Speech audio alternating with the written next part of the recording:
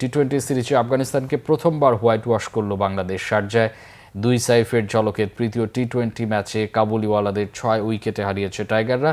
আফগানদের 9 উইকেটে করা 143 রান 12 বল হাতে রেখেই টপকে যায় বাংলাদেশ। টস হেরে ব্যাটিংয়ে নেমে 20 রানে প্রথম উইকেট হারায় আফগানরা। ব্রেক থ্রু দেন শরীফুল। এরপর নাসুম সাইফুদ্দিনের বোলিং তো পাওয়ার প্লের 6 ওভারে 39 রানে 3 উইকেট নেই আফগানিস্তানের।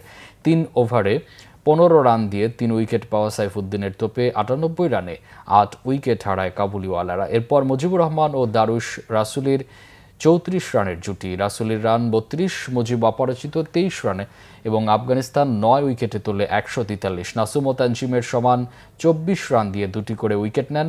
জবাবে দীর্ঘস্থায়ী হয়নি বাংলাদেশের উদ্বোধনী জুটি। 24 রানে সাজঘরে ইমন। দলকে ট্র্যাকে ফেরান সাইফ হাসান। তানজিদের সঙ্গে তার 55 রানের জুটি। তানজিদ 33, অধিনায়ক জাকের 10 রানে ফেরেন। পরপর 2 বলে উইকেট শিকার মুজিবের। সাজঘরে জাকেরের সঙ্গে হলেন শামীমও।